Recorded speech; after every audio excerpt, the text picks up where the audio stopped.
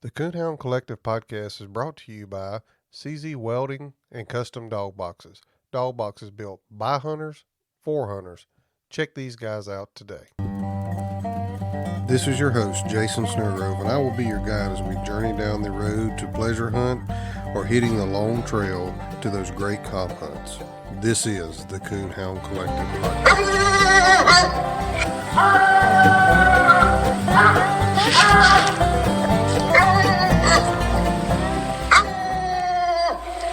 Welcome to the Coonhound Collective podcast today. Today I have the honor of interviewing Mr. Gene Hicks. Mr. Gene, how's it going? I'm doing okay. I'm doing pretty good. That's good to hear. Good to hear. Has it been pretty warm over in Tennessee for y'all? Ooh, it's real warm.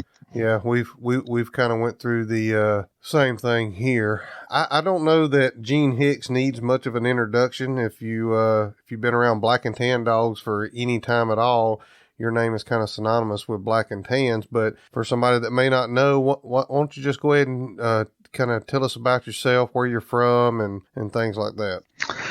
Okay, my name is Gene Austin Hicks. I'm from a family of 7. I was born and raised in McMinn County, Athens, Tennessee, on March the 7th, 1948. That's where I grew up. I spent most of my childhood, school life there. I've got a high school education. I've got 2 years of college, and I went to vocational school 5 years. I worked for an outfit called Wild Western House for 32 years, 11 months. They moved in here from up north in 1970, and I went to work for them, and I was a service technician all those years. And I farmed some, helped I married Frances Joan Hicks in 1975, and we moved to Fleetwater, Tennessee. It's out on Blue Springs Road here in Loudoun County. Her family owned a farm and done a lot of farming and all that. They raised tobacco and watermelons and all that stuff. And growing up, I grew up coon hunting. I think my daddy took me on my first coon hunt when I was about 5 years old. I won't ever forget it. He was leading me by hand. We had an old white speckled female we called Belle, and he took me on that hunt. And we got about half a mile from my house, and I don't know if it was a bear or what, but it upset Daddy pretty bad. And so he just got me by the hand and took me back to the house. I grew up till I was 11 years old. I grew up right in the dead end of a holler, and down there in Athens, Tennessee, and we lived in a 4-room log cabin until I was 11 years old when my daddy had a new house built in, and that's where I spent most of my time. I was in Athens, Tennessee, went to school there and everything until I was 18. A little past 18, I went in the military for 2 years and done real well, and I come back, went right back to my coon hunting, and I got my first register black and tan from Earl Gossett in 1964. My daddy he had crossed up dogs as all hounds, but he had all 6 breeds in them. They just crossed up dogs, and they was pretty good dogs. And he liked to coon hunt, and his brother coon hunted. My grandfather, he was a fox hunter, and most of his sons was fox hunters. But my daddy, he was a coon hunter, and that's how I got started coon hunting. But a dog called Big Flash, he was my first dog. I got him from Earl Gossett. He was one of the Gossett hounds, and my dogs still go back to that breed way back there years ago. Gossett and the Wagner dogs and those dogs. But he's my first dog, and I won my first hunt with him, or one part of a hunt, at Tellico Plains, Tennessee, 1965, I believe it was. We went up there in the mountains. They had a good many coons, and right here in Athens, they was going to have the hunt up in that game reserve at night. And I borrowed my sister's car and drove up there in an 65 Chevrolet. I won best of show, and then I won, I believe, third in the hunt. And I was just tickled death. It was as good as winning the world hunt back in the day. I never been so happy. And it come a big snow that night up there, and I drove back down that river road called North River there, Tellico River, and it was about a foot of snow on the ground. But I made it. I thought if I can just get the Tellico Plains, I'll make it. The roads are pretty straight and even after that, and I made it. But been at it ever since. Had black and tans, never hunted them black and tans except for I've trained a few dogs of other breeds for people. Hunted a few walkers. And in 1960, when I come back from the Army, a guy named Henry Brock, he had a real good white English female called Brock Frosty, and I finished her Grand Night champion. She's the first Grand Night I ever finished. She was a heck of a dog. And but since I come back from the Army, I never stopped. I've hunted all these years, about 59 years now. Yes, sir. And that flash dog, that was your first dog you got from Gossett. There was a write up in the Black and Tan yearbook, and I think you may have told me that come from another article. You were about 15, is that right, when you got that dog? I was about 15, yes, sir. Yeah, and that you ended up spending quite a bit of time with Mr. Gossett. Is that right? I just talked with him quite a bit, and when I first come back from the Army, I was interested in another. And I also he had gave me a female called Topsy. I named her Topsy, and she was out. His dog's on one side, and a dog from Alabama that he had bought to use as a stud dog called Southland's Midnight Pokey. And he changed his name to Gossy's Pokey, but I really liked her. She was my I got her after I had Flash, got to talking to Gossett, and he gave me that female to hunt one of his stud dogs, Gossett's Grid, all winter, and I did. And that's how I became Topsy. Boy, she was a great dog. She was going to be my foundation dog. In 1970, I won the Hawaii River Championship with her down there. It took about 6 hunts, and she's just an outstanding dog with a big mouth. And she was going to be my foundation stock, and I got her run over and kill. And anyway, I went up. I called Gossett, and Earl Gossett, the older guy, the original Gossett, he died. And I was dealing with his son, Dale. And I spent a couple of days and seen all his dogs and everything. And I picked this pup out.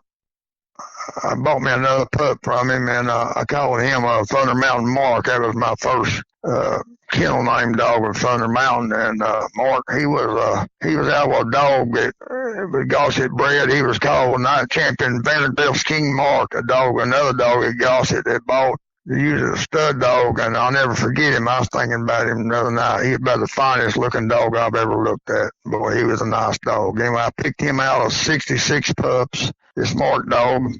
And he just started right off. And a friend of mine that hung with me for 40 years now, his name was Melvin Coleman, and he had bought an English dog out of Vincent Sam, big red and white dog, out of the world champion Vincent Sam. He kind of like blue tick in English. And of course, Melvin down through the years, he liked my dogs, and he handled several dogs for me, Melvin did, in the hunts before he got past that. But anyway, I remember that Mark dog, and very easy trained, and we treated a coon one night, and I climbed that tree. Mark was he was about 10 months old, and of course this English dog with Melvin had was about the same age. I climbed that tree and threw that coon out, and that just trained that Mark dog. Boy, he just made an outstanding dog right quick. Well, I got a hold of a little Wagner female. It's 100% Wagner breeding, and I bought her, and I bred her to Mark, and luckily I did,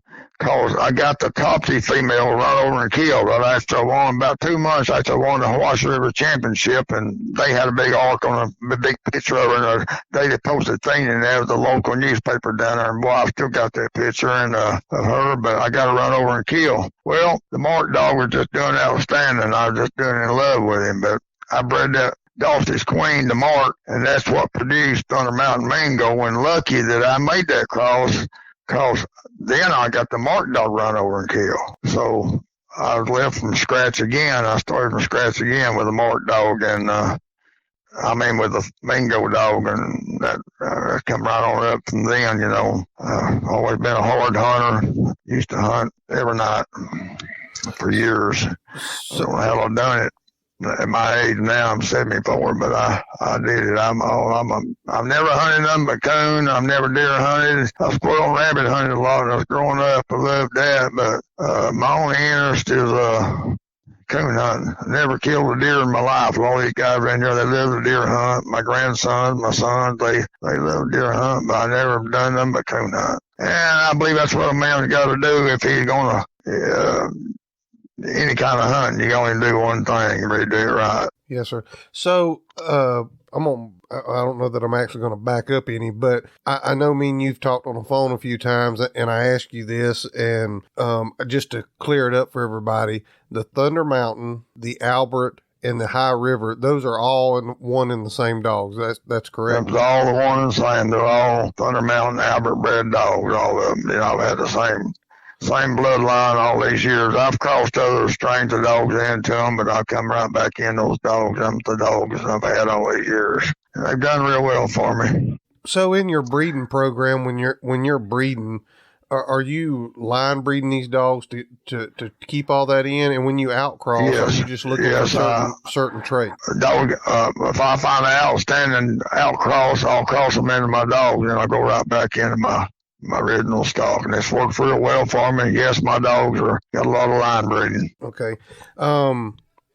So bring us up to the first Albert dog, how he come about, kind of, that's where kind of Albert 2 and that era, that's when I really kind of dogs. And 19, I had Mingo, and then I bought a dog that I like, Alamander, called Sweetwater Smoky. I liked real well. Boy, I liked him real well, and as in the 77 or 78. Boy, just an outstanding dog. Made him night champion. I think Melvin helped me put a win on him, but boy, just outstanding track. Had a real nose on him, and he went back to, he had a little Gossett in him, but he went back to a bloodline of dogs. I was looking at his papers tonight. He went back to, you might remember some of those dogs, Hawkins Black Brandy, those stock of dogs, which Black Brandy was out of, I believe I have a dog called Hughes, goes to second. Of course, goes to second was Al Wagner's Tennessee Sampson. And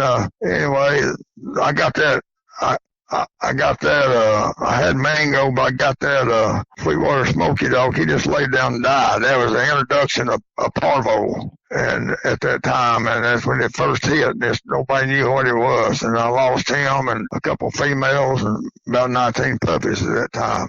Then I was over here in Middle Tennessee, and I always liked the stock of dog was called the Bloodworth dog, a dog called Bloodworth Black Bill. And I found this young dog, and I bought him, and he had turned out really good for me. I made him a dual brand, had a heckling nose on him. He was called Hicks' Black Bandit. He was about 1980. I made him a dual brand. He lived to be 11-year-old and sired about 600 puppies for me. Then I got a hold of a dog I liked real well that had some of my stuff on the bottom on him, but he went back to dogs like called Timber Roy and some of the Bloodworth dogs and those, but he was a real dog. He was a real Dynamite Dan. I made him night champion 3 first, and he won 5 straight champion hunts to make him grand knight. He was just an outstanding tree dog. He was a hot-nosed dog, but he could just tree more coons than any dog I ever seen. Full pressure tree dog. Never had over 50 coons shot out to him in his life, but once he got treed quick. He was hard to beat. I placed him 3 times, I think, at the Grand American, and one English sectional with him. I placed him in several bigger hunts back in, and he died when he was 12-year-old. Then a friend of mine down in Alabama's had something to do with his Albert dogs named Nathan Thornhill. Nathan, he died last year, a good friend of mine. He always had good females, and he had an old female, which these dogs, they go back to real heavy, and called Grand Night Champion Thornhill's Black Julie. And I bought a female from him, 2-year-old female called Champion. She was a show champion. I made her a night champion. She was champion, night champion, Thornhill's Oakshee Lucy. She was the start of the Albert dogs. She was the original star of the the Albert dogs. She was an outstanding female with a big mouth. And I bred her to a dog called Night Champion Coal Mountain Mort, a dog that Jerry English down in Georgia had. He was one of the best track dogs and tree dogs I ever seen. Big dog with a kind of a rough dog, about 80 pounds, but boy, he could drive a track and really run one in the water. He was a true dog of luck. But he was out of, I believe he was out of Tennessee Fiddler. I believe what Big Mort was out of. Anyway, that Oakshire Lucy, she was the start of my Albert dogs, and I bred her that Mort dog, and it was outstanding across. And Nathan Thornhill, he got one of the female pups, and he made her a night champion. He called her night champion Thornhill's Hopeless. And he bred Hopeless to a dog down in Alabama called Grand Night Champion Oakshire Willie Boy. I believe that's his name. I believe that's right. And that produced big time Albert. And as a boy, the Cox brother, one of the Cox boys' brothers down in Alabama had big time Albert. And then 8 or 9 months old, Nathan was telling me, he said, man, he just won an outstanding dog, Gene. He said, you ought to watch him go. He said, he just started training coon. He's 7 or 8 months old. He's an outstanding dog. Well, I tried to buy him. Nathan said, they don't have him for sale. You can't buy him. Well, 2 or 3 months later, Nathan Thornhill called me and said, Gene, that boy got sick and said the dog is for sale. So I left on Saturday, and it was about 3 hours down there. I drove down there, and it was pouring down the rain all the way. And I tried the dog out, and we had one strike. It had never quit raining. We had one strike, and the big time Albert dog, he never did get treated that night in that swamp. It was a real bad track. It was raining, it's unreal. But I made the boy an offer, but it wasn't what he wanted, and I started to drive away. Of course, Nathan was with me. I picked him up on the way down, and Nathan said, Gene said, well, I said, Nathan, I know you. We've hunted a lot together, and I said, you think I need to buy that dog? He said, yeah, you need to buy him, Gene. Said, you'll like him. Well, I just went back, drove off, and I went back. I bought the dog, got him home, and I started hunting him, and man, he was just wild. I mean, back in, didn't even have a tracking collar, and then had never started using them. I think they was available, but I had never got into them. But I lost several days' work because the dog would, he'd just leave, and I didn't know where he went. I'd find him treed, 3 or 4 hours later, and never ever really getting old in a hurry. Well, I bought me a new set of tracking equipment, and things started changing real quick. More than I realized then I had me an outstanding dog. Big Time Albert was real good looking dog, about 55 pounds. The only thing I didn't like about him, he had a curled tail, and he curled it plumb over his back, plumb down on his side. But boy, he was a powerful dog. I won the Georgia Hall of Fame with him, I believe in I guess it's 1989 or something like that. Anyway, he won down there both nights, and the boys were down there watching him, and he just performed outstanding. I think he treated about 2 or 3 coons on Friday night, and he done the same on Saturday night. Then I went up to Grand American, and double casted winner up there with him. He won big, and boy by the name of Bart Nason, he kept in front of me about buying a dog. I reckon he had a lot of money, and he just offered me so much that I couldn't stand, which I sold him for over $10,000, which was a lot of money back in 1990. But anyway, I've already had my eye on 2 pups out of him, and in Oklahoma, and I just heard they was outstanding. I had a friend of mine go try them out. They wanted like $1,500 a piece for them, so I bought both of them, which one of them turned out to be 2-time Albert, and the other was Diamond Bill. And at 11 months old, I believe I get $1,500 a piece for them. That's what I get for them. And I just couldn't believe it. They was like hunting, either one of them, both of them, just like hunting 3-year-old seasoned dogs. Boy, just outstanding. And I wanted to keep them both, but this guy come down here a while later, and I think it was about 20 months old, and I done made my mind up I was going to keep the 2-time dog, which he was a good-looking dog, but he wasn't as good a looking dog as Diamond Bill dog, but he was the fastest dog I ever seen go, 2-time dog was. But Diamond Bill dog was real nice, too. He's almost as nice. And this boy popped up down here from West Virginia, which he ended up later buying Big Time Albert, too. And his name was David Watts. And he just offered me so much for the Diamond Bill dog that I sold him. And that's how that come about. And he kept him until he died. He was about 10 years old when he died. But 2-time Albert was was the start of things really started happening, boy. I mean, I'd won with all those dogs I've mentioned, and done good. That two-time dog, when he come into play, boy, it just didn't matter who was on the handle. He was just an outstanding dog from the start, and we could. He died early at 7-year-old. He'd sired 821 pups, but he was a winner. Every time you cut him loose, he won all kinds of hunts. He placed at the Grand American. He won overall winner at the Winter Classic in 1994 and 95 both.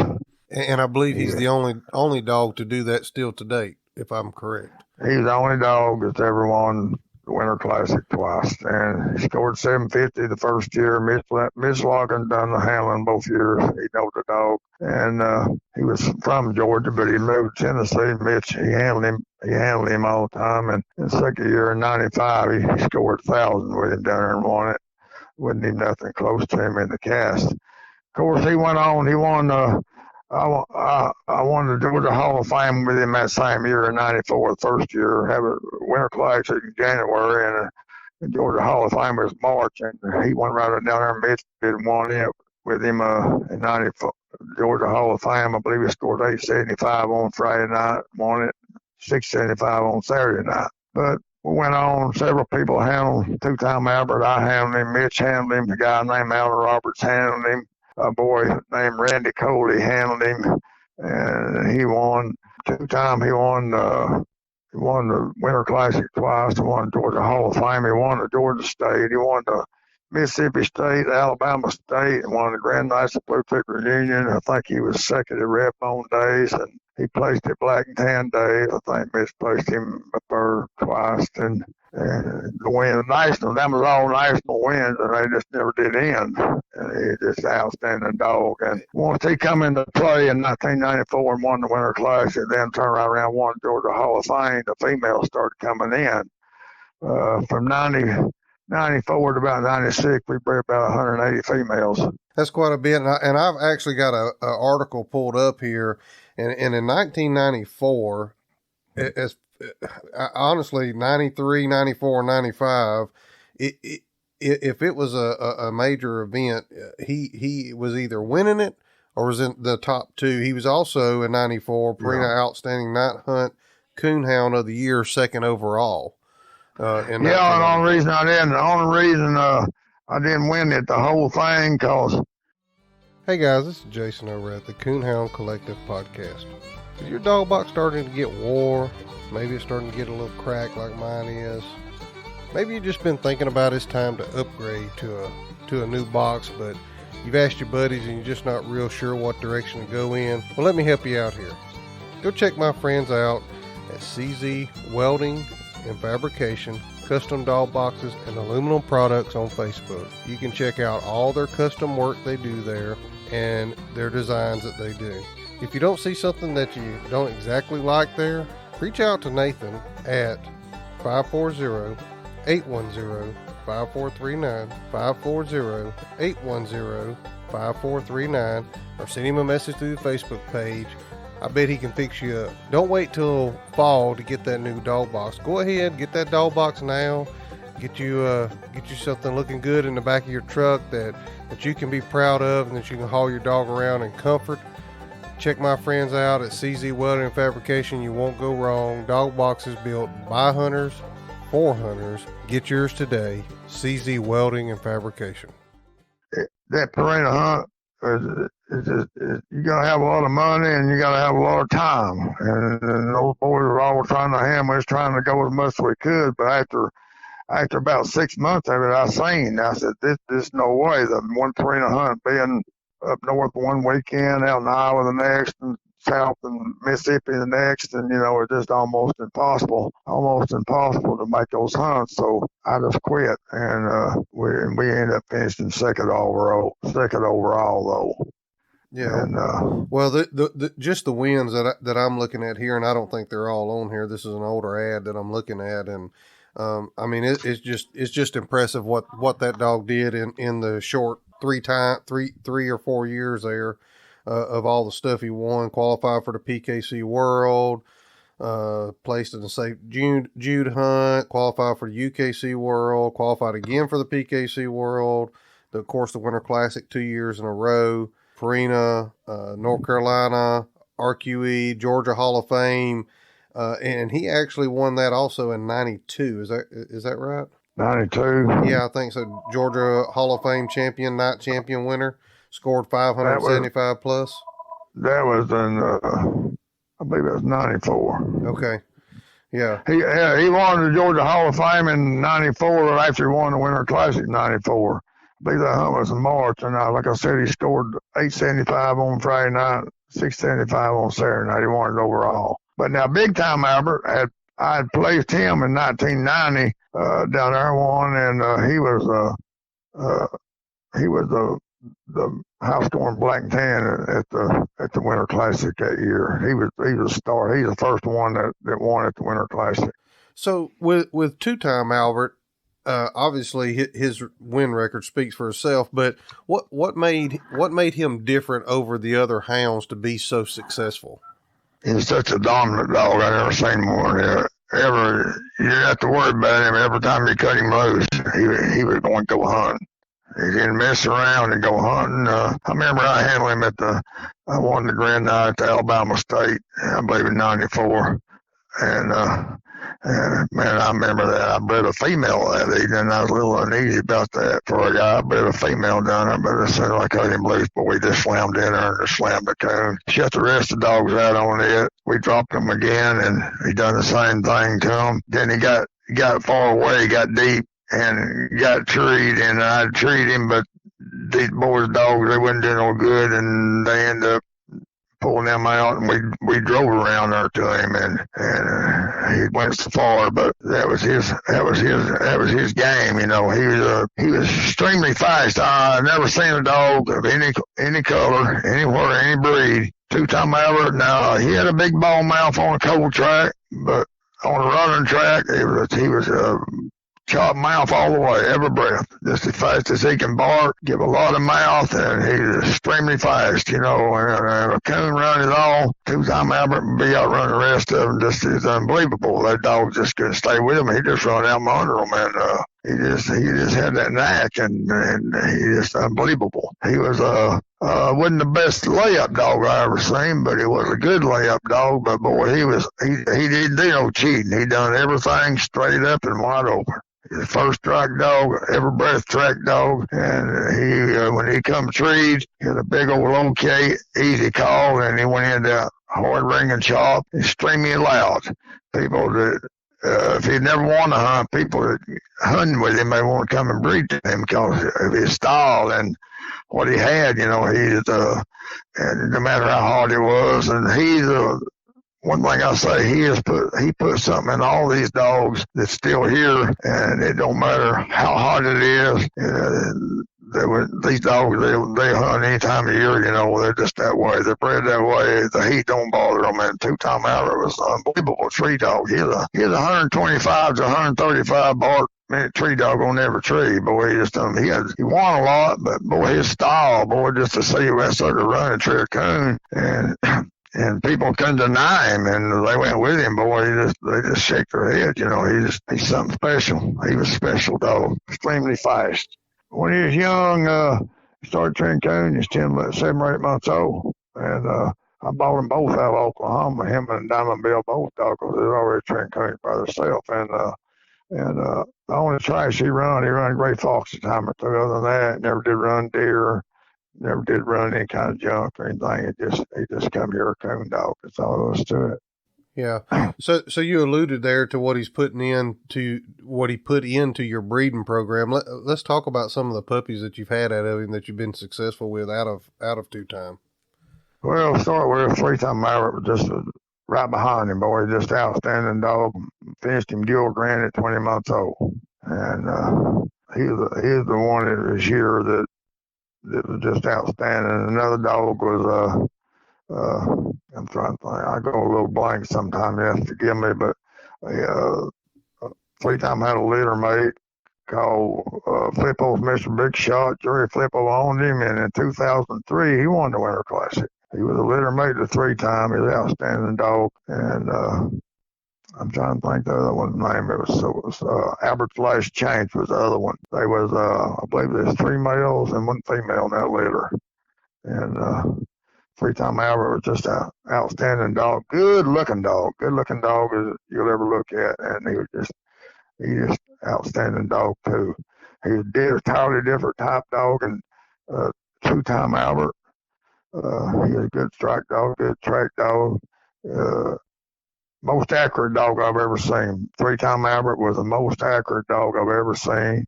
He's a quick locator. He'll always have the coon. I can count all the coons. He died in his 11-year-old. I can count all the coons that 3-time Albert missed on one hand. Yeah, that's pretty impressive in any breed you are. And one thing that I wanted to touch on there, I know me growing up, I of course most everybody knows that I'm a black and tan guy at heart, and had dogs out of your dogs, and a lot of the older guys would tell me, yeah, there's no need to mess with that puppy till they get older, 12, 15 months or whatever. And you had dogs starting before a year old, and that was kind of before its time. People say, well, a dog got to be 3 or 4 year old to be a coon dog. That's not true. I learned that real quick, and by having these dogs, and then come along. 3-time had 2 sons, boy, that's hard to beat. Sundown Rider and Thunder Mountain Eli. Sundown Rider, I had a dog out of 3-time. I just finished dual grand, called him Pretty Boy Albert. And I had another year, he wasn't out of 3-time, but he had he was all my stuff on the bottom. He went back to the what's colored dogs on top. I'm trying to think of them. But anyway, he was a 3-year-old dual grand, but I got them dogs killed up in West Virginia. Boys shot them off a tree and killed them. Boys hunted them for me. I was supposed to pick them up this weekend, but got both of them killed off a tree. And anyway, I had Eli. I had Pretty Boy and Sailor, and they was a little older than the Eli dog, and the Eli dog was about 8 or 9 months older than the Rider dog. I had 4 outstanding dogs, and I really had 5. I had another pup here that I picked up from Bill Schenker out, that Jet dog, and he ended up going back to Bill, and he made a grand dog. I trained him. I sold him. He's about a year and a half old. I believe the dog was I forget what I called him, and I don't remember what Bill called his champion name, but he made him a Grand Night champion. He was one of the last dogs that Bill Schenker had. But anyway, getting back to the story there, Sundown Rider, and Rider come along right after Eli did, and I had Eli up in Merlin, boys hunting him. He got trained in bear up and got real bad on him. He was about a year old, so I had him brought home. And I found out I couldn't hunt him around bear anymore. Eli was a tree of bear. But I brought him home, and all them bear hunters all were trying to buy him. And bear hunters, boy, love good bear dogs. And the Amish up there was trying to buy him. Everybody offered great prices for him. But, he was also, after I brought him home, I just never did hunt Eli the rest of his life. And he died at 11-year-old around bear, and he didn't do him but 3 coons. He had a big mouth on him, good locate. But Eli, he was a little older than Ryder, but Ryder I had those 5 young prospects here, and old Ryder, he was the youngest, and I sent him over here to a boy's lot. I had never hunted him, teased him with a coon hide one day, and I threw the coon hide up on top of the building up there, and I went to town. I come back, and old Ryder still had that thing treed. So I sent him over to a boy over here that had a coon lot, and he started pups, and he put him in that coon lot, and he had never been hunted at all, and he's about 8 months old. This is a story on Ryder talking about, I'm getting to that age story.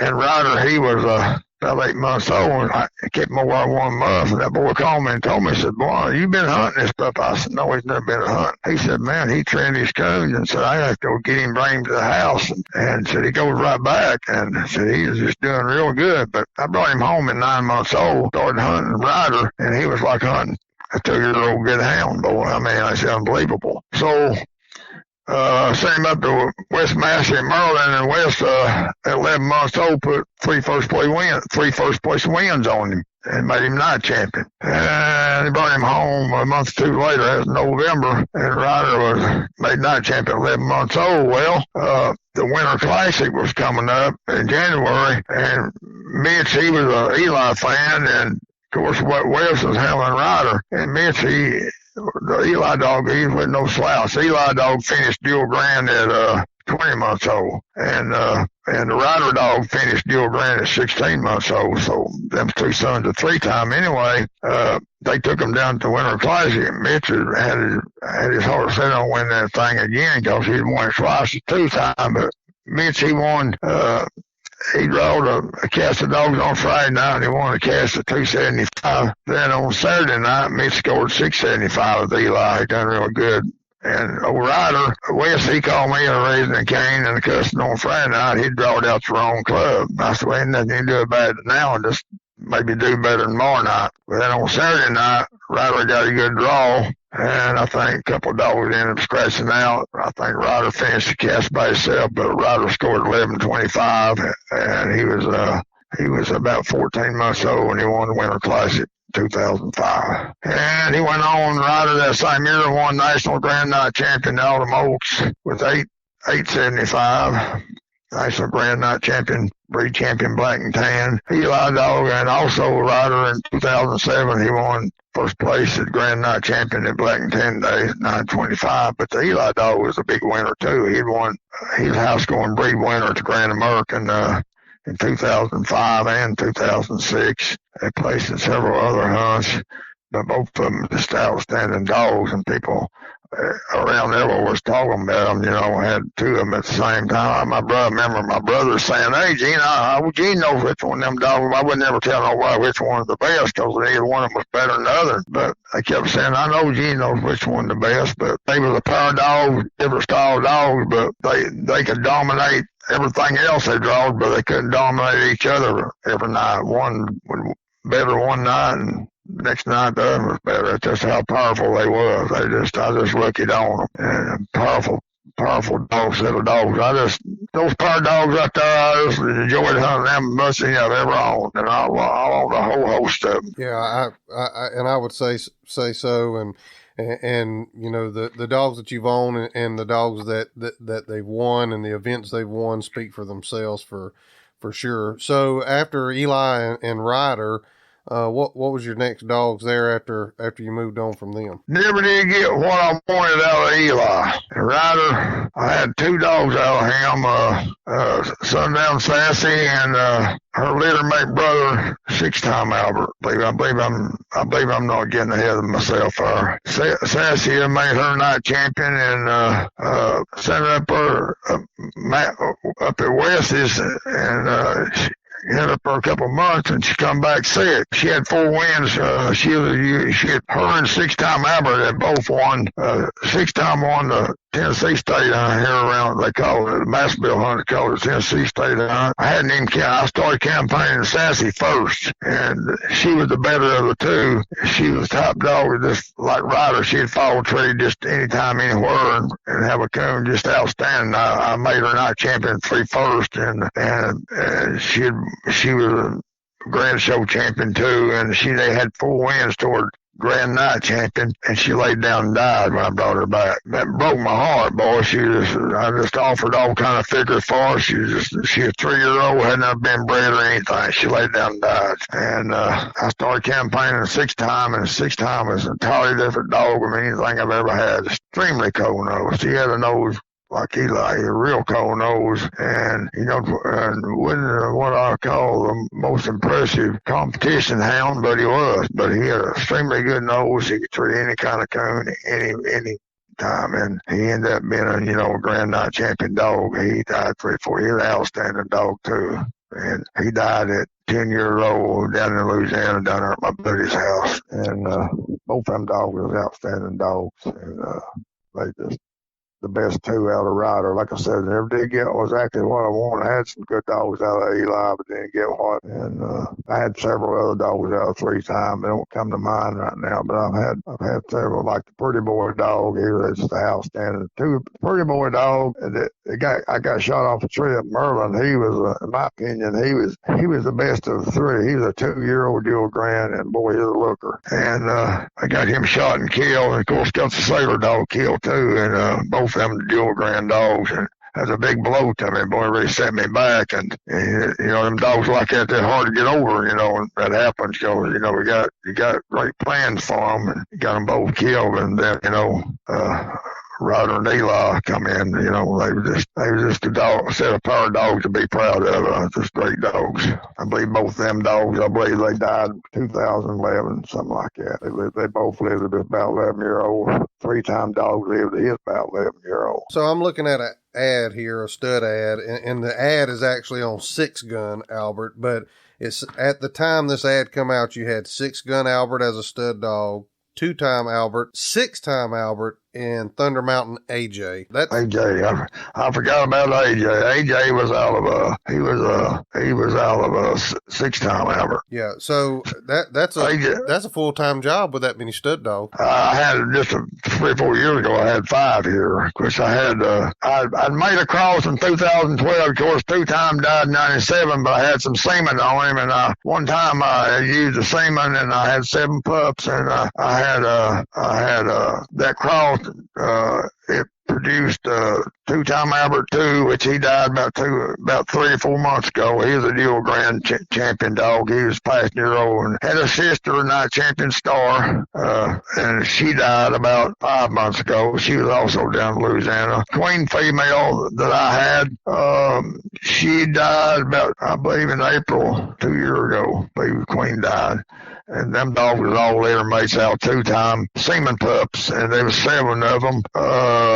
One of them that's still alive is a dog called Thunder. I think he's in Montana. I think he's a fire dog. I told him to Ken Duncan, and 2 Time Albert 2 was an outstanding dog. Star female, she was outstanding. She placed at Black and Tennessee. Ryan Stewart placed her up there. She just died, and those dogs are directly out 2 Time Albert. There's semen dogs out there. The only one I got left now is the Cracker female, and my nephew had her, and Jeff Hester had her, and she's a litter mate, those dogs, and I've still got her now. I got her bred now to the Roy dog. She might have pups, she might not, but she's the last one of those semen dogs out 2 Time Albert. Okay. Through the years, how much collecting have you done on your stud dogs? Have you collected all of them, or was it just certain few that you done that to? I collected 2 Time Albert, and that was it. It's a headache. It's a headache, and it's very expensive. And I never did have 3 Time collected, and I regret that. Now I had the Ryder dog collected. I still got 4 or 5 straws on Sundown Ryder, and need to use it, but I never have. I believe I had 8 straws on him. I've got 4 straws left up here, and Ryan Stewart's got 2 straws on him down, and so we got 6 straws on the Ryder dog. Got 1 straw left on 2 Time Albert, which probably never used, because main thing, I kept my bloodline up. These dogs here, they all the same thing. They're generations, those dogs, and I'm happy with what I got. They all take off quick. 3 coons early, and it seemed like all down through the years, my breeding program just got better and better and better. I watch what I do, and I'm real careful, and I'm real happy with what I've got, what I'm doing, I'm competition. I used to do a lot of competition hunting. I've been everywhere, and I've hunted everywhere and won a little bit of everything. But I'm 74, and I've had some sickness lately, and I don't know if I'll ever competition hunt anymore or not. I don't know. I'm not changing the subject or not, but go ahead, get back to your questions. Oh, all I was going to say was what you said there about your breeding program getting better and better. I heard a podcast with Mr. Mullins that has the Mullins Feist, and he didn't collect either. And he said one of the things he said that stood out to me was he was always looking for something better than what he had in his breeding program and carrying it along. And I think in our conversations that we talked about, that's kind of what you've done, and that's where you're at with High River Roy today. Are you tired of whipping, scolding, and shocking to make them get alone? Is your buddy tired of helping you set your dog up for correction night after night? Do you really want your dog to be alone because you forced him to be? Or would you rather him be alone because he wants to be? Grand Night Champion Small Town Lone Survivor is the product of over 25 years of strong natural-born independent traits. This bold trait has been passed down from generation to generation and is showing up in Loner offspring today. Loner is a direct son of Hall of Fame Grand Night Champion Cabin Creek Rowdy and Grand Night Champion Lonesome Dove Lori. Loner has a booming mouth that is talked about in every cast he has been in, including the 2021 World Hunt Finals. Loner is a no-reverse, ball-mouth open trailer who ends it plussed up with a huge dying locate and steady chop. Loner loves getting split and is a stay-put gun-pressure tree dog. Loner's intelligence is also impressive. He knows over 12 voice and hand signal commands. Loner has a character that loves like Jesus, but he doesn't walk on water. If you're interested in breeding to Loner, contact Brett Stevens at Small Town English Kennels at 417-300-3777 or find him on Facebook.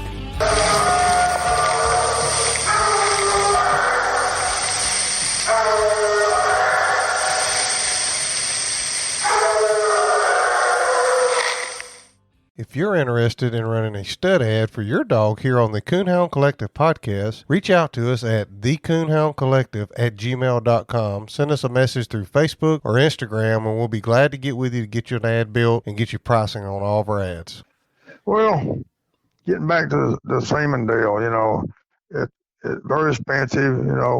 I can afford it, but it's a gamble when you go to breed a female. Females just gotta have them checked every day, and they charge.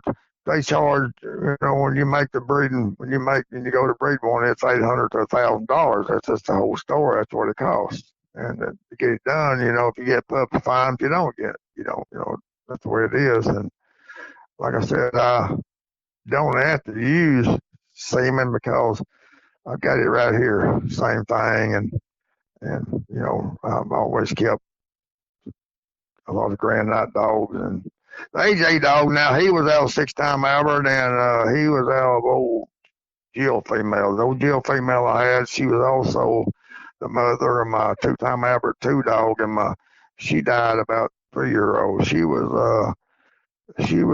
a lot of 3-time in her top and bottom. She also had some mares in her.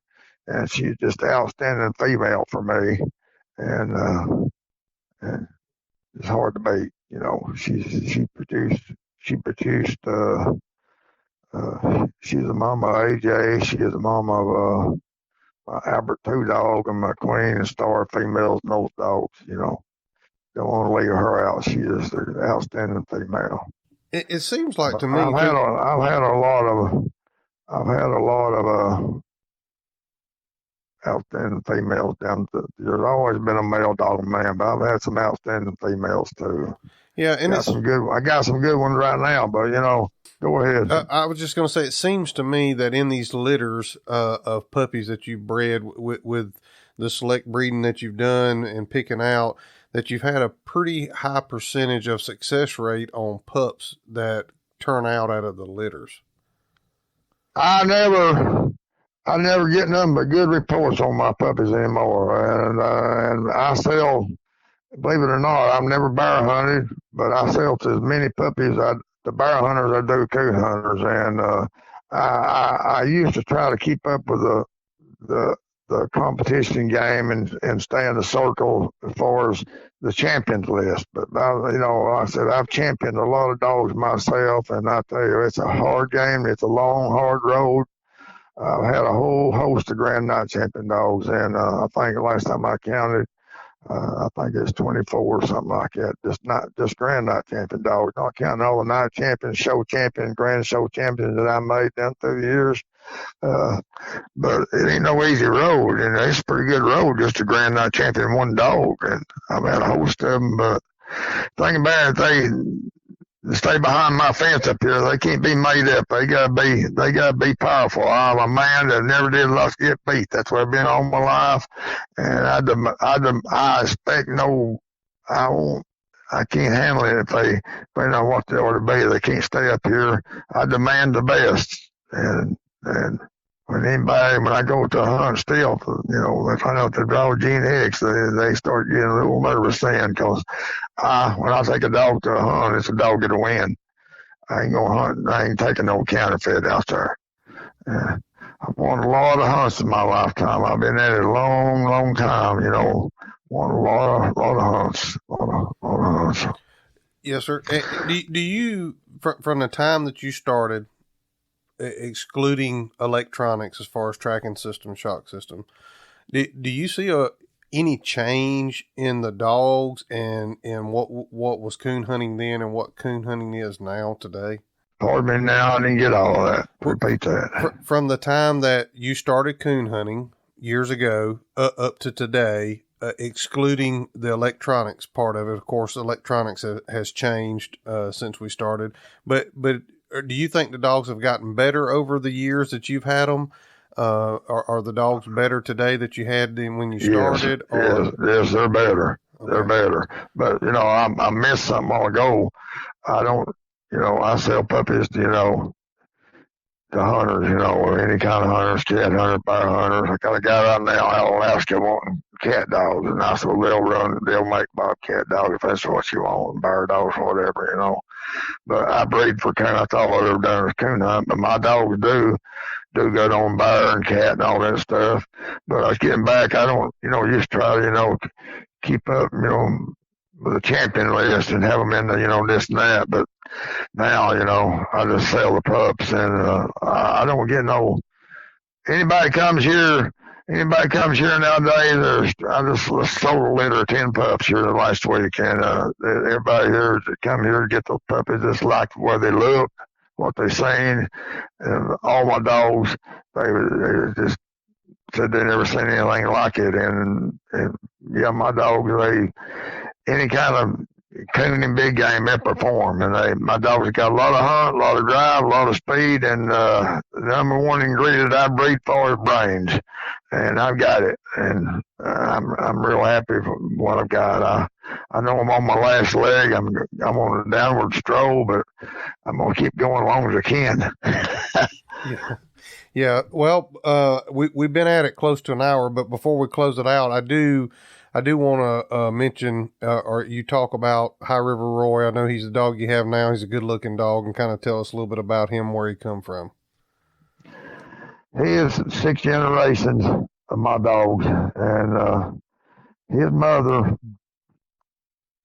I called her Ellie, and I took her. I was thinking about, I made a cross here a while back. I bred let me get it here. I can't remember everything just like I want to. Let me get here. Roy's pedigree here. Well, I can tell you what you've remembered just in our short conversations is more than I can remember most of the time. Well, my wife says I got a good memory, but I've been losing it a lot. But anyway, what brought that about? I bred this star female, she was a 2-time Abbott female. She was one of them semen pups. She died here 5 or 6 months ago. She was a litter mate of my 2-time Abbott 2 dog that just died, here 3-4 months ago. He was a deal grand dog, boy. He was a coon dog. I was really happy with him. And he was out old 2-time in jail. I mean, yeah, he was out old 2-time in jail. That was a semen dog I raised in 2012. But what brought that all about, I made a cross here a while back. I bred that star female to Miss Logan's mountain monkey dog, a dual grand dog. And Monkey was out of Grand Night champion. Logan's 4-time Floyd, a dog that I bred and raised as a pup here. And I let Mitch have him. He'd handle a lot of dogs from me. And I let Mitch have old Floyd when he was about 10 months old. He took him over Middle Tennessee, and he wanted to hunt with him. We ran up Black 10 days when he was 11 months old and placed him up there. Guy, Ed Abel tried to buy him. And I let the bitch have him. But Floyd was out of a Grand Night champion, Grand champion, 3-time Albert and Bakers. And, well, she's Thunder Mountain Mandy now. I sold old Mandy later. But now old Mandy, the only outcross dog right here, that Mandy female, that Floyd's mama, she was our Super Sting, Oasis daddy. But anyway, I was thinking about this. I bred that star female to the monkey dog. And I had litter pups here, and there's a pup in that litter board. I just had my eye on, and I wanted to kind of keep him for myself. But Mitch's buddy come up here, and he just had to have that pup. And he calls him Bert. And he's a cold black dog, and he's just outstanding coon dog. He's placed him twice at Black and Tan days, and that's about all he's ever been in. But he lives down there on the Washoe River, and he's about a 55, 60-pound dog, just cold black, good-looking dog, big mouth on him. That river down there where Ellis lives, called the Hiwassee River, and boy, Ellis says that sucker said if you don't keep him up, said he'll swim that river 2 or 3 nights a week, tree a coon. And I'd hunt with him. I knew he was an outstanding dog. Anyway, I got thinking about something, and I had a female here called Ellie, Thunder Mountain Ellie. And Ellie, I sold her a year or two ago to a guy up in Virginia, a black guy.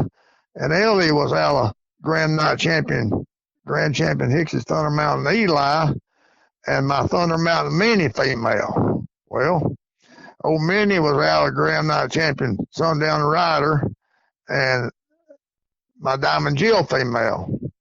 And okay, that was kind of doubled up there. But that Ellie female, boy, she was just an outstanding dog. I saw Mitch, he hunted some, and everybody hunted. She go through your coon.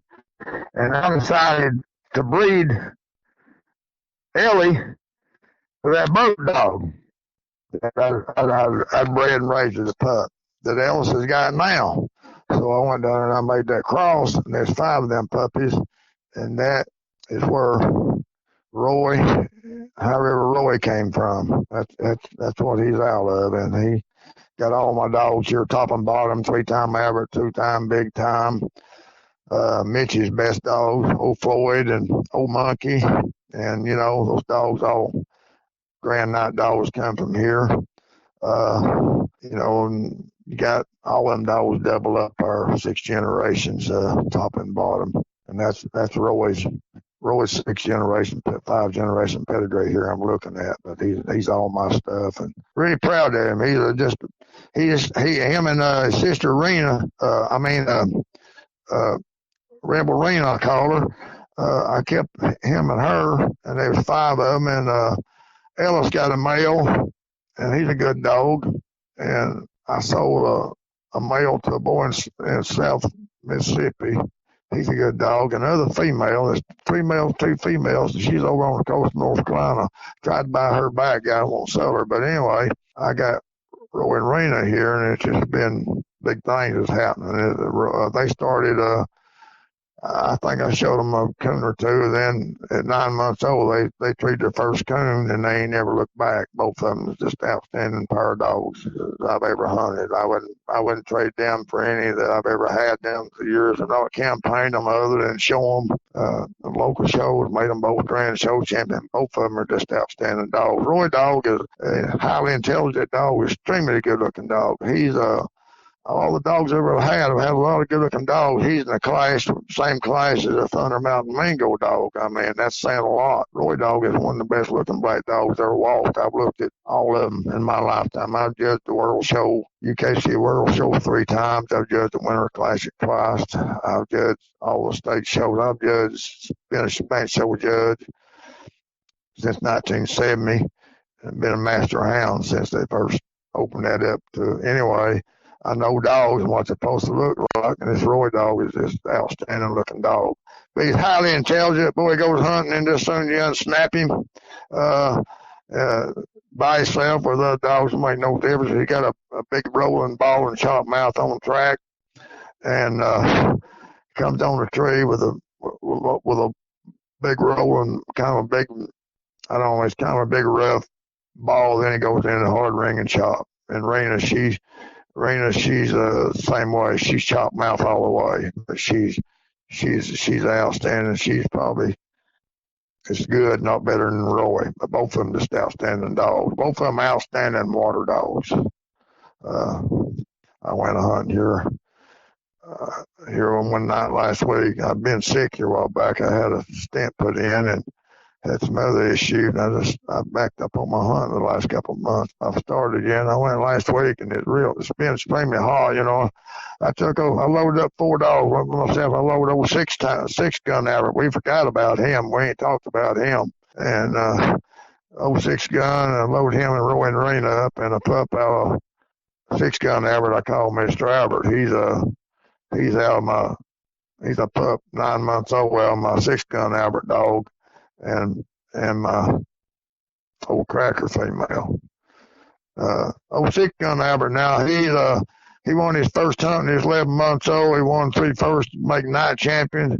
I won 06 gun. He won 8 out of 9. He won 8 out of 9 casts to make grand night champion. I only lost 1 cast with him, and them boys. The reason I lost that cast, them boys put the possum on me at night. But that 6 gun dog, he's coming 6. He's an outstanding dog. He fell out of a tree about 3 years ago, and he started getting real heavy, and now he's low thyroid. I give him pills twice a day, but he's still probably the best dog I got here. He is 6 gun Albert is 6 generations, all dual grands on the sire side, going back to big time Albert. I'll name them 6 gun Alberts out of 6-time Albert, 6-time Alberts out of these dogs I mentioned now, all dual grands, 6-time Alberts out of a Sundown Rider out of 3-time Albert, 3-time Alberts out of 2-time Albert, and of course 2-timers out of big time. That is guns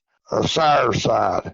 His mama is a female that I found for Ryan Stewart. She's a grand night female. She's dead now, but that's Gun's mama. But this Gun dog is one of the better dogs I've ever owned. Boy, he's all my dogs on the top, 6 generations of them. And right now, he's a Gun dog is a UKC show champion, grand show champion, night champion, grand night champion. He's a PKC champion. He's got 6 wins toward a grand night champion too. I just ain't took the time to put them other 2 wins on him. But he's just one outstanding dog, 6 gun Albert dog is. A little bit better than a Roy dog, not much, but the Roy dog, I really like him. I like him as well as anything I've ever hunted. He just got it and looks and ability. And Roy, he's a very dominant sire, man. It's like I just sold 10 pups out of him.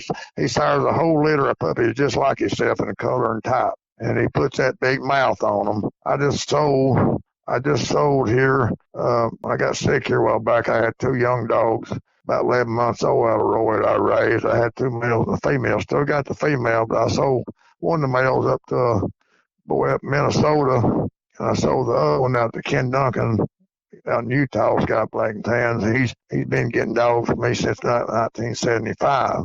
He coon, cats, and bear hunts all. But he got a lot of dogs from me. But the dog that I sold, a guy in Minnesota, he was outstanding pup. I called him Diamond Jack. Those guys paid for him, but kind of regret selling them. But there's out of Roy, my Big River female, and she is a female of the old line. She goes back to a lot of the old Wagner dogs, and she just crossed outstanding on Roy, and I'm real high on her. But yeah, I'm real happy with the Roy dog. I like to be able to take him and campaign him. He's got everything you could ask for in a dog, and looks and ability. I couldn't ask for any more. I took him. I treated one coon the night. It's hot. I said, man, I'm gun. He's too heavy. And I led those dogs out of the wood, put them up, and I brought them home. And I put them up, and my second place where I call the lake, I just took Roy by himself. I went up there and I turned him loose. We went in there and struck. Went left-handed 171 yards and slammed the coon. A little rough getting to him. Well, they changed the roads in there on me. They changed them little roads. They cut new roads in there. The guy that owns it has. And I went the wrong way, even my garment there.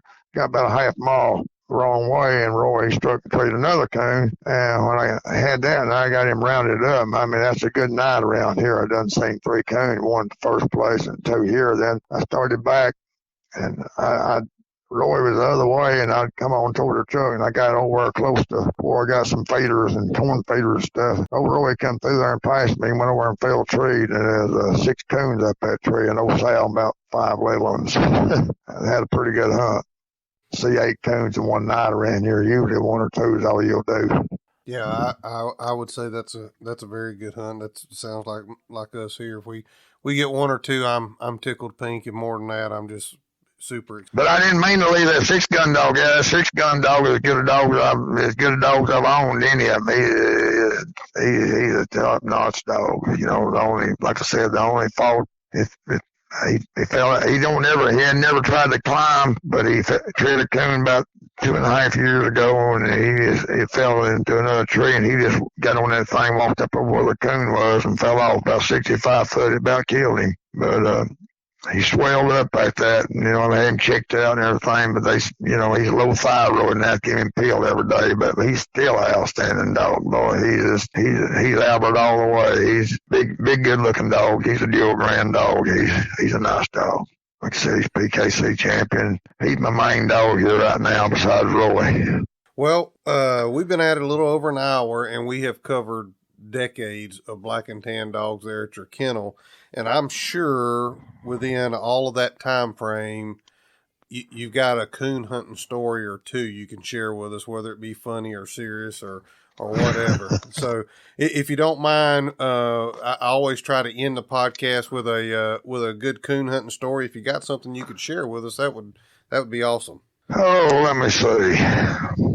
I'll have a lot of coon hunting stories. I don't know which one. Well, when you've been in the business as long as you have, there's definitely some stories there that can be told. That's for sure. Just sitting around a coon club somewhere, and you get to telling stories, and that's some of the best times to me. Yeah, that's true. I was trying to think about one of the funny ones. Like I said, my memory ain't the best. I like it, baby. I was trying to think one of my best, funnier times. I can tell you about some bad hunts too, and some cold hunts. I'm a guy that's hunted. I've hunted. I hate to say it, but you don't always have hunting partners or anything. I've hunted a lot the last 4 years by myself. I still do a lot of hunting by myself. I'm not supposed to go. These grandsons, they stay on me when they can't go, but I still go a lot by myself. But I just can't think of my funniest story right now. Yeah, I do quite a bit of hunting by myself too, and I used to didn't like that. I used to like to go with somebody, but I've gotten where I'm messing with so many young dogs now. I just about want to go by myself. That way, I ain't bothering nobody else, and I like to take a dog by itself and come back and get another one, and I can kind of have my own schedule. Hunting by yourself, you train a lot of dogs. You can train a lot of dogs hunting by yourself. Not meant to, but I've been down through the last 40 years, especially. I've been a hard hunter, and a lot of times even your best friends don't want to go. I had 2 sons. Neither one of them made coon hunters. One of my sons died in 2010. The other one's in the Philippines right now. He's building a big store over there. But anyway, I got 2 grandsons here, and both of them, especially Logan, they've coon hunted about since Logan started hunting. He started hunting at about 5-year-old, but here lately he's backed off it. But he's married and got 4 little girls. And the other one, Grayson, he just got a new boy just been born. That's the only one he's got. But them boys, they hunted with me quite a bit and helped me, and with the dogs, and that's appreciated. And I'm just hoping that, like I said, neither one of my sons made coon hunters, and these grandsons that started out that way. But I spent my whole life building this bloodline of dogs, and I was just thinking back the other day. I told my wife, I said, something happened to me. I said, I hope there's somebody I'll take these dogs over and promote them right. I don't want these dogs just go to anybody. I'm very picky about my dogs. I take the very best of care of them. It's like checking their ears and making sure this and that. I'm at the dog kennel at least twice a day. I take care of those dogs like they're my kids. And that's the way I am. That's just, I like to really, take care of stuff, but I hope, if something, I don't plan on, I probably won't be around too many more years. I hope I do, but I'm hoping somebody will come, promote this bloodline of dogs and keep them going, because they are a good strain of dogs. Spent my whole life at it. I guarantee you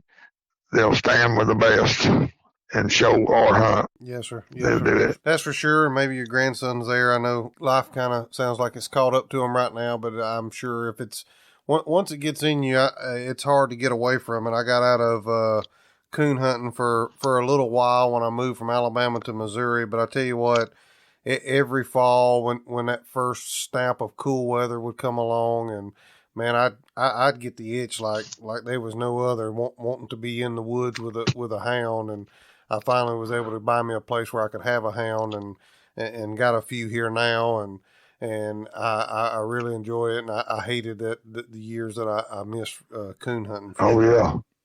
Well, I've hunted year round. And always have. And I've always been I love to hear a black dog going there and run trick coon, boy. I love to hear a black dog trick coon. I like to hear any kind of good dog trick coon, but I like to hear a black dog trick coon. I like to hunt just in my veins, and I'm hoping somebody will take him over and go home with him one of these days. I'm hoping that, but you probably think I'm the craziest fella you ever talked to, but I get a lot on my mind, but I can't think of any. Yeah, no, I just ain't ever. No, you're good. This has been good. I really appreciate you taking the time to do this. I know we've a lot of people stop by here. A lot of people stop by here just to look at the dogs. I got here right where I'm sitting. It's quite a little show, pretty good little showroom. Got a lot of history on the wall. Got a couple of collars here, plumb back to Mingo and Bandit, and got two-time average collar hanging up there. Got 94, 95 champion on it. And got a lot of history here on the walls. A lot of dogs, and even got a picture here over here on the one side. It's got a cover of old Full Cry magazine. Is Mr. Hans Wagner with three of his dogs. Pretty good picture. It's back in 1965. Got all kind of stuff. Anything you want to see here, but a lot of people stop here and say, it's a hard thing to get used to too. You appreciate people's interest in everything, and but a lot of people stop. And it's kind of got old, but I really appreciated all the people down through the years. It supported me, and helped me. I've had a lot of people help me with the dog, but I've had a lot of people, interested. And stop here. A lot of people stop here to just see the dogs, and that's okay. It's a part of my life. So anybody that read this podcast is welcome to come see these dogs, even if I can take you hunting. I guarantee you like what you see when you come here, and I can back up everything I say about any of these dogs in the timber. It won't take them just a few minutes to show you what they can do, and they're pretty same every night. Sometimes you can have a bad night, but I don't, these dogs, after all these years of breeding them, I know what I'm turning loose. Yes, sir, for sure. It makes it kind of worthwhile. Yeah. Not bragging, but it's facts, Yes, sir. And that the original plan was I was going to come out and we were going to do this in person, and things with life and stuff kind of got in the way, and I wasn't able to come out there. But I'm still making plans to get out there and meet you in person and shake your hand. And I definitely want to check out your, as Trevor Wade relayed to me, your black and tan museum that you have there in your study there in your house. So. And also, let me bring this in. I don't know if you want them, but if you just take I've always been a picture person. I've got thousands of pictures. I've got pictures of all these dogs down through the years. Yes, sir. I passed them around. But anyway, I didn't mean to interrupt you. Go ahead. No, you're fine. You're fine. Well, we're a little over an hour talking here, and I know you've been out in the dog lot, and it won't be long. It'll be dark and time to turn a hound loose. Is there anything else that we missed that you wanted to cover, or anybody you'd like to thank before we close this out? Ooh, there's a lot of people I like to think, but I hate to start mentioning names before I leave somebody out. But I guess I have to thank my wife. For Joan, she just, a lot of wives don't go for that coon hunting, but for 47 years we've been married. She's never said a word. If I'm gone somewhere on a hunting trip, she's right up there feeding them dogs. She's been real supportive, and I probably couldn't have done what I've done the last 40-something years without her. She's been real good, Joan has, and she's been real good for the dogs. She's been real supportive, and she's been a helping hand, and that's a lot, She's been a blessing to me. Yeah, yes, sir. Well, but I've had a lot of friends. I had a friend, Miss Loggins, Alan Roberts, guys like that. I can just list a whole bunch of them that's handling and helping me, and hunting dogs for me, and I appreciate all of them. I hate to keep naming names because I don't want, start naming names and leave somebody out. But, it's a long time ago. People don't know. They don't remember back in, but I got into black and tans early, and, there's a lot to be said about Earl Gossett and Gossett hounds. There's a lot to be said about Hans Wagner and those dogs. I'll tell you what, those guys they're two of the originals, that started breeding those dogs, and they, it's the hounds we got today, and a lot of people wouldn't have them. Those guys was foundation, breeders, and they knew what they was doing. And also, I've looked and I've read their books and their pedigrees, and that's also helped me in my breeding program. Those guys are dead and gone, but I look at a Wagner pedigree on a dog here and dog there, and I said, well, how you bred those dogs and how he'd go out and come right back. Gossett would do the same thing, and that's the way you get. And like Gossett, he started out with the longer-eared type dogs, but, then one of the first dogs that he brought in, the medium-eared type was a dog that was Wagner bred, and that was a dog called Gossett Sagacious. A lot of people don't know this, but that was a Wagner bred dog. That wasn't a Gossett dog, but that ended up being one of his biggest stud dogs, and, those guys are wanted to be guys like Joe Bloodworth. He bred those dogs for several years. I was 7, 8 years old when I watched him, run those ads on Bloodworth be on Big 10 miles a peg. He bought one of those dogs.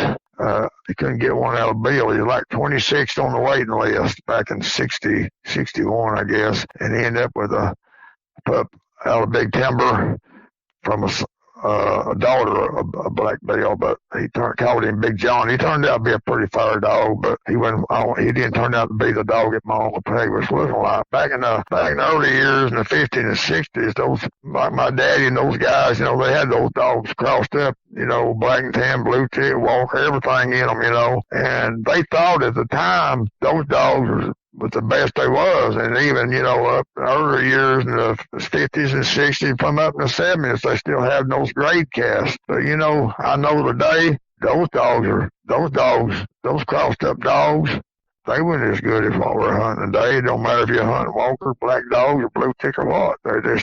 They was good dogs, but they wasn't what my daddy and other people thought they was.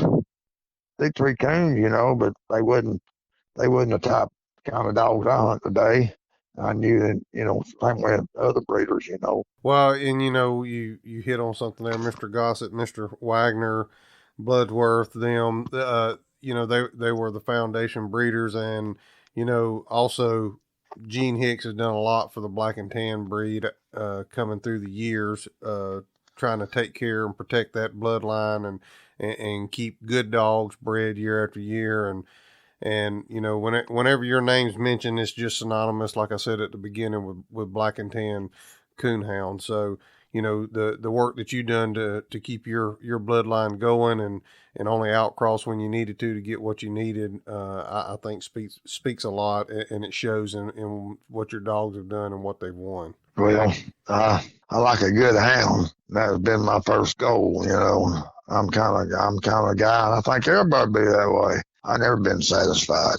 I never been satisfied, and I think that's the way a man ought to look at it, and that's the way it's been for me. I'm always trying to better my dogs, And I'll say this, all down through the years, I've seen all kinds of different things happen. I know back in the 70s, there's a lot of it, 80s, and some of the black tan breeders even. There's a lot of people, back then, you might call what you say crooks, and they put papers on those dogs and everything trying to get wrong. But I can tell you right now, I ain't ever put no papers on no dogs. I ain't never cheated nobody in the hunt. I'm straight down the line. I've kept a pretty good reputation down through the years. I'm sure people say bad stuff and as well as good things about me, but they can't say old Gene was like it. I've kept it straight down the line. That's the way it's been here, because if something wasn't right up here behind this fence, they couldn't stay here. I just ain't gonna get into that stuff. But back in the old days, and a lot of dogs have come about, different breeds, false restoration, things like that. But no, they're gonna happen here. I built this breeding program, and it's honest. And I've tried to be honest myself, and I try to be honest with everybody I've ever dealt with, and truthful with them. I tell them the truth, and I've always had a job. And I've never been in the dogs as a business. It's always been a hobby to me. I've sold a lot of dogs. I spent a lot. It don't matter, but it's something in my lifetime, and I enjoyed, and I'll still be doing it when I die, if I'm able. I like a good dog, but hey, saying this, I'll let you get off here. You or anybody is welcome to stop here and see the dogs. Well, I do appreciate that, and I do plan to try to get out there and meet you in person, like I said. And I do want to thank you for taking your time to be on the podcast tonight. And I know we've been trying to get this set up for a little while, and I really do appreciate you taking your time to be on here. Well, I hope it'll be all right. I hope I'm bad about get to thinking and change the subject on a man, but that's me. Yeah, you're fine, Mr. Gene. I really do appreciate it for sure, and I thank you for taking your time to do this and kind of discuss your line of dogs. I think it's important not only for the black and tan breed, but for coon hunting, period. I hate to say it, but the last 3 or 4 years, I've been kind of seeing just every night coon hunting falling by the wayside. I don't hope it don't die out on us, but it could. Yeah. I don't know if how many pleasure hunters are out there. I still see, competitions going on, open events being, hunted, every night of the week pretty much, and dogs showing up there, and they're not no great big numbers, 40, 50 dogs, but nowadays, we're on a Tuesday night, we're pulling 8, 10, 12 dogs on a Tuesday night. That's good. That's pretty good, I think, still. And I just think it's a different time than what it was before. It is. Back 15 years ago, you go to a spring hunt, you might look at 30, 40, 50 dogs at a local hunt. Right. You don't see that anymore. Do you? No, sir, you don't. But yeah, we there's just so many hunts now. I think that contributes to it as well. I can be at a hunt every night except for Sunday night, probably within an hour and a half, 2 hour drive of my house. Every night of the week, every week. So, I think that contributes to the numbers at some of these local hunts. But they're still around here. There's still a few pleasure hunters, but a lot of them are, hunt, just in the winter time. They don't hunt through the summer when it's hot, but there's still a few pleasure hunters around for sure. Thank you, Mr. Gene, for being on here. I really do appreciate you taking your time to be on here tonight and talk about your dogs and the history of them. I appreciate you. Thanks, guys, for listening to the Coonhound Collective podcast today. We really appreciate you taking your time out of your day to listen to the podcast. If you don't mind, head over to Facebook and give us a like, and head over to Instagram and give us a follow. It's both at the Coonhound Collective. Also, if you would like to reach us here at the Coonhound Collective, you can reach us at thecoonhoundcollective@gmail.com. If there's someone that you would like to hear on the podcast or a product that you would like to hear talked about, please send it to thecoonhoundcollective@gmail.com. Thanks again. Have a great day.